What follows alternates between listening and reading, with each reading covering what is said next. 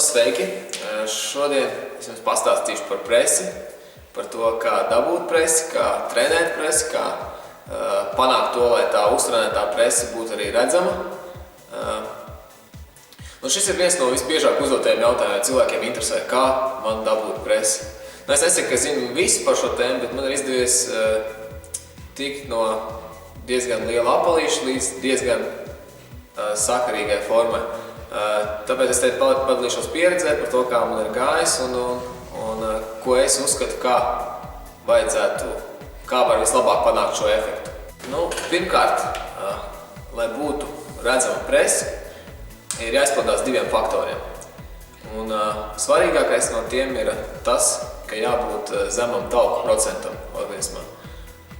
Lai cik labi būtu tava presi, viņi tāpat nekad nebūs redzami, ja tur priekšā būs liels tauku slānis.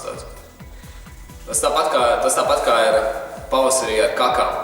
Viņas tur apakšā zem sniega stāv, kamēr ir sniegs, tikmēr viņas neredz. Kad sniegs nopūst, tikai tad viņas ir parādās. Tāpat ir arī ar presi.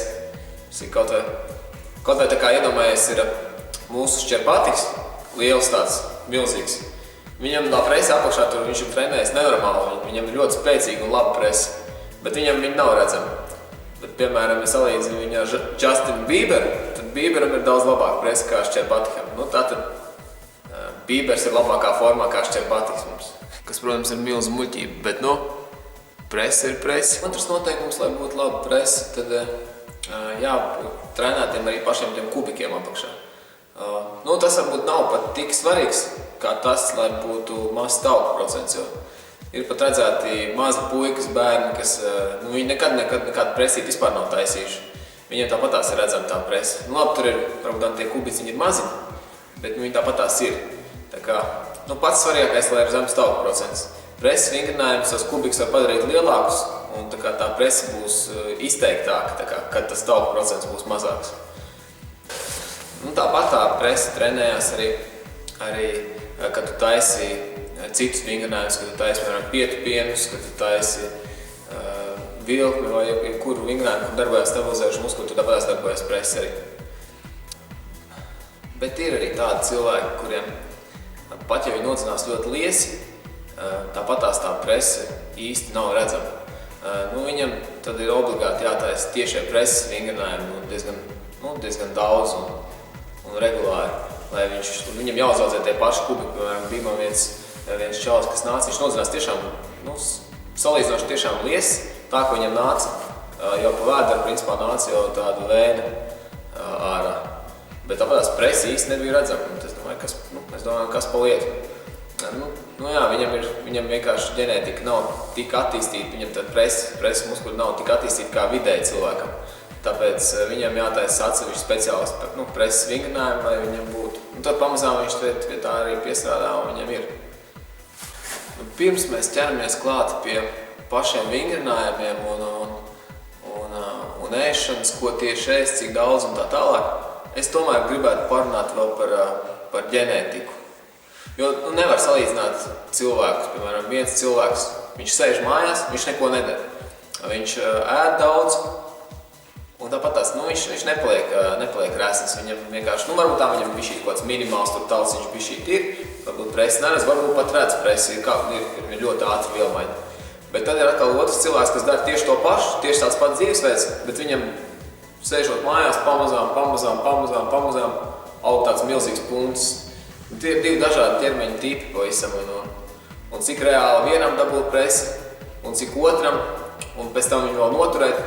Tas viss ir, protams, katram cilvēkam atšķirīgs. Bet es gribēju šos video veidot tā priekš cilvēkiem, lai viņi tiešām būtu noderīgi un lai viņi būtu reāli, lai tiešām to varētu izdarīt.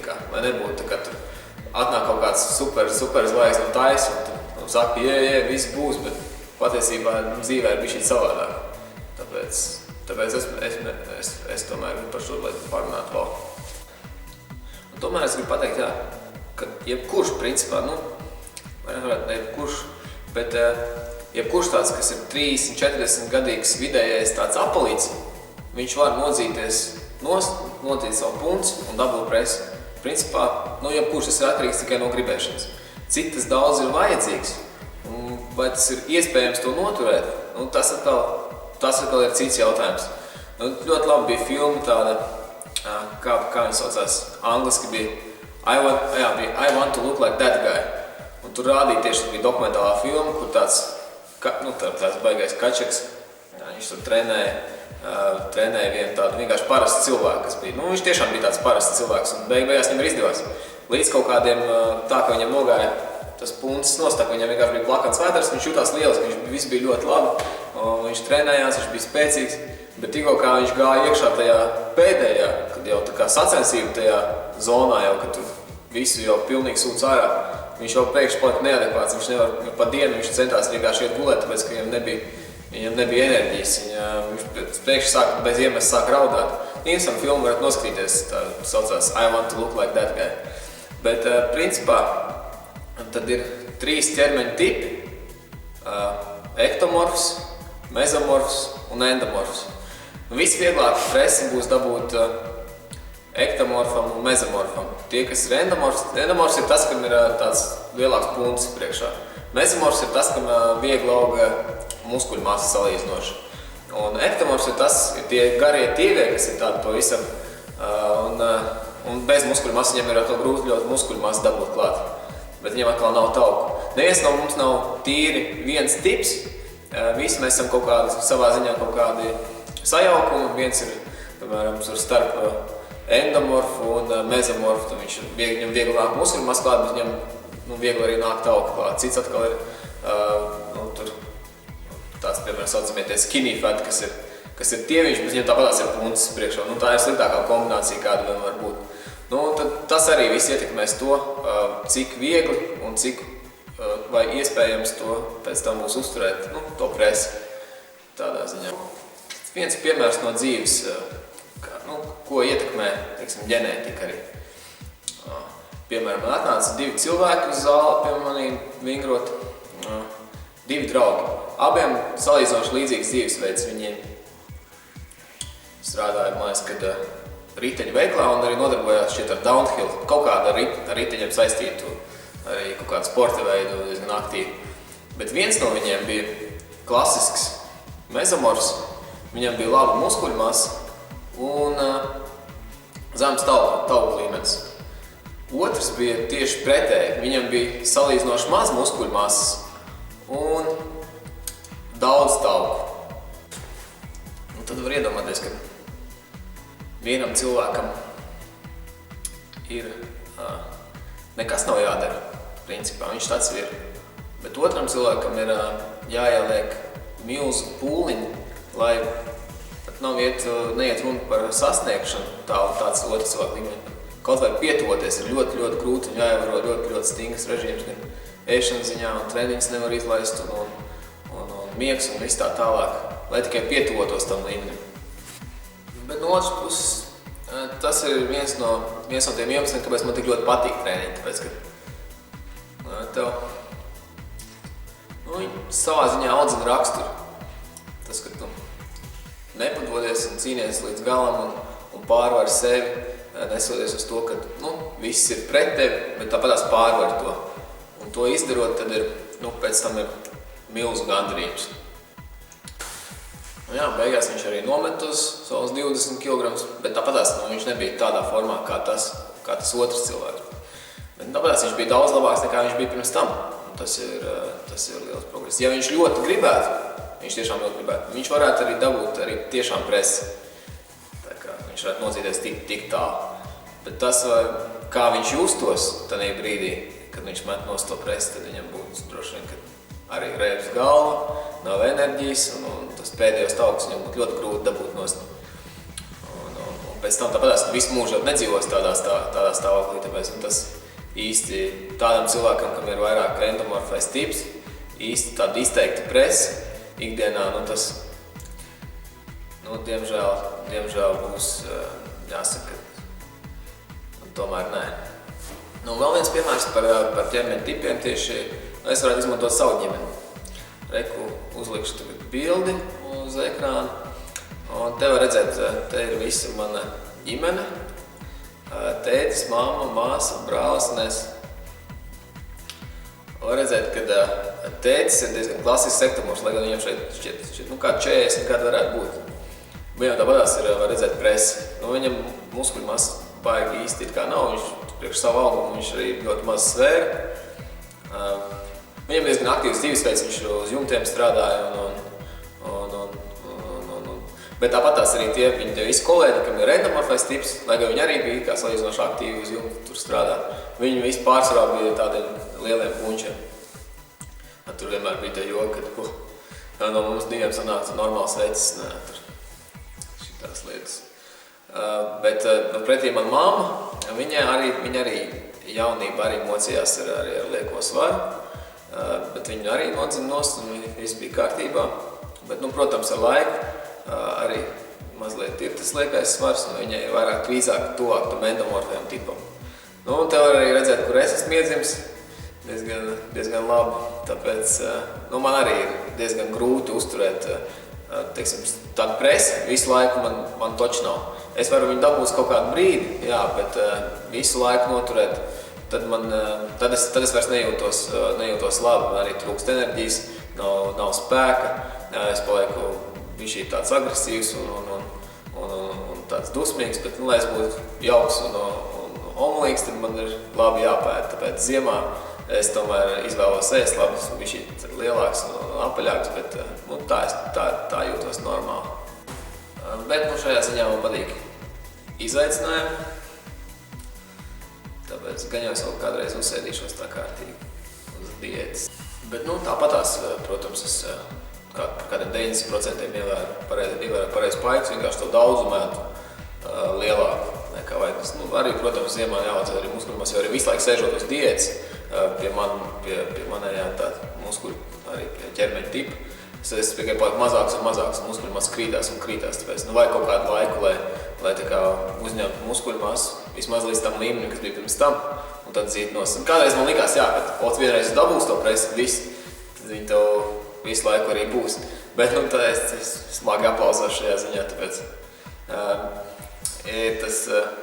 tomēr ir tas endomorfais tips, tad būs krietni grūtāk viņu noturēt nekā ektomorfam tipam. Es zinu, piemēram, man te nāk arī viens tāds čalīts, viņam ir visi principā faktori, viņam ir mezomorfais tips labais, viņš ir jauns, līdz ar to viņam ir ātrāka vielmaiņa, un plus viņš arī ļoti cītīgi arī trenējās un arī ievēro diētu. Bet viņam ir tas, ka viņam ir labā tā ģenētika klāt. Līdz ar to viņš nekad nav dzīnies nost, un viņš joprojām uztur ļoti, ļoti labu presi tādā ziņā. Bet tas visiem nav izdarāms. Es zinu pietiekoši daudz cilvēkus, kas ir mēģinājuši tā. Labi, šķiet bišķīt aizrunājos bišķi pa daudz par blakus lietām un par pašu svarīgāko tā arī tad īsti neizstāstīju. Kā tad dabūt tiem, kas ir tas, kam ir nedaudz tas tauku slānis, kas neko nedara un kam ir reāli dabūt to presi, kā lai viņi dabūt presi, kā tiem, kas ir varbūt daudz liekais svars un kā viņiem pietuvoties presē, nodzīt savu nost to punci. Un kā tiem, kam varbūt nav vispār liekais svars, ir tie, piemēram, puikas, kas ir tie 17, 18 gadi, un viņiem nav tas liekais svars vispār nav, bet tā presa tāpatās neprās, kā tad viņu uztrenē tā, lai būtu tie kubiki.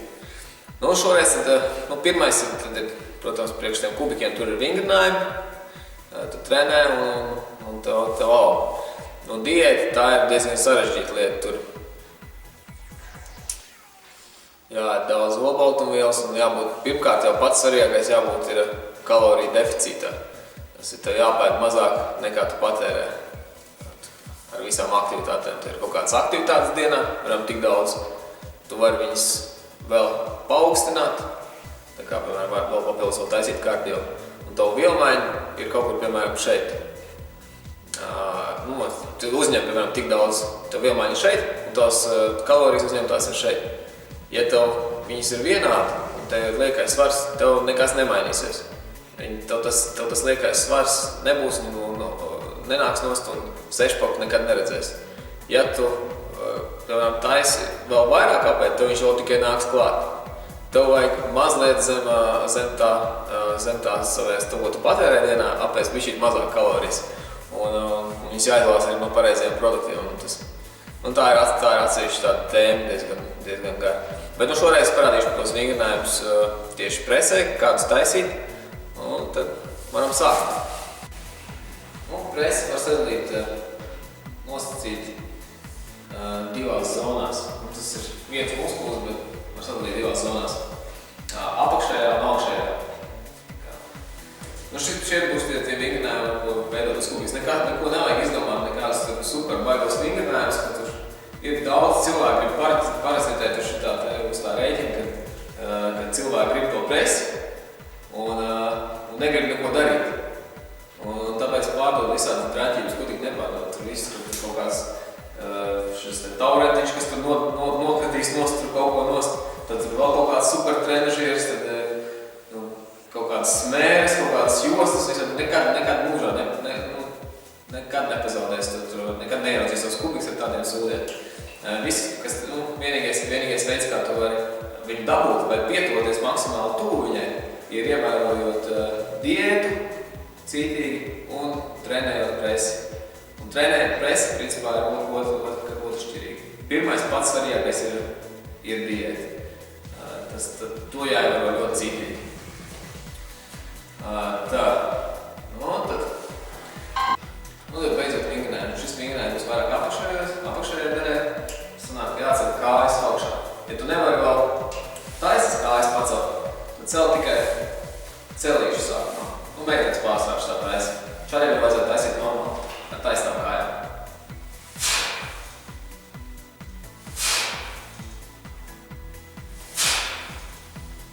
Kas ir biežākās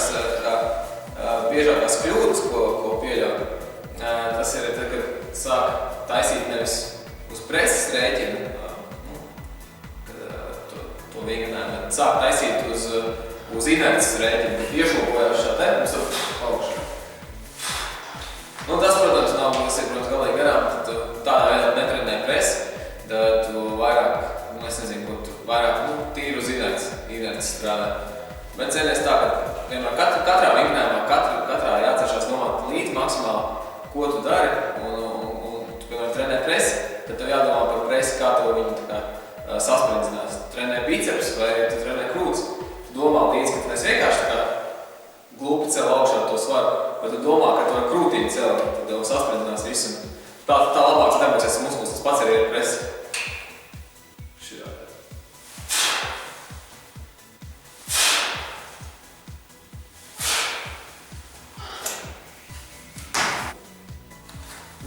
Preses vingrinājums būs preses augšējai daļai, vairāk nekā augšējai daļai. Šeit daudz cilvēku pieļauj tādu kļūdu, ka preses funkcija ir saliekties, savērties kopā. Nevis tu celies šā te augšā, bet tev vajag savērties. Tāds čokurā, jo presa funkcija pievilkt klāt krūtis tuvāk kājām, nevis šajā teja. Un tad aptver izstāst šā te nogulies, izvelk no sasprindzi. Cēlies skrieties augšā, pievilkties ar krūtīm klāt. Nevis celties šitā augšā, bet savērties.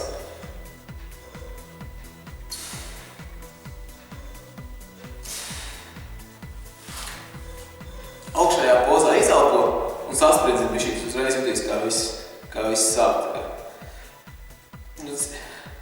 Cik reizītes taisīt, principā, kamēr tu vairs nevar uztaisīt presi, principā taisi maksimumu.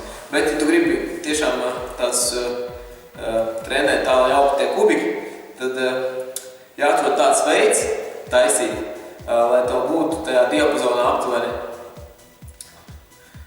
10, 15, maksimums 20, ne vairāk reizītes. Ja, piemēram, to šitā te jau paliek pa viegli, tu vari paņemt, iztaisnot rokas aiz galvas, tā taisīt. Ja arī tas pa viegli, tu vari rokās kaut ko paņemt vēl papildus klāt. Tādā ziņā. Un pēdējais vingrinājums būs kā sānu presē, var teikt. Nogulies. Un tad ar vienu elpot pie otra ceļa. Cel augšā un elpot klāt. Izelp augšā.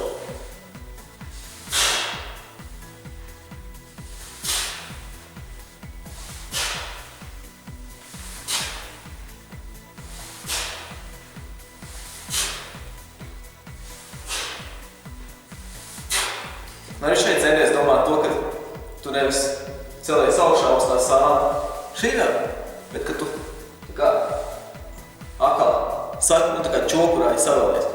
Un tad būs bišķīt labāks efekts. Bet tāpatās presē un visam šam pasākumam visu izšķir diēti. Un tā ir atsevišķi viena tāda liela tēma, kas, man šeit šis video jau sanāk krietni pa garu jau tāpatās. Vai es pielikšu klāt otro daļu izveidošu, kur būs viss par diētu.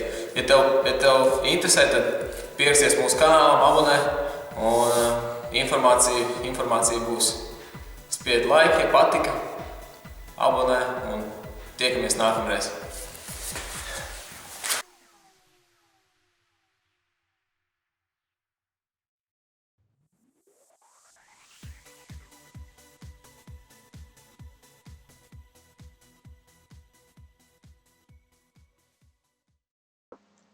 Paldies, ka skatījies. Iron G.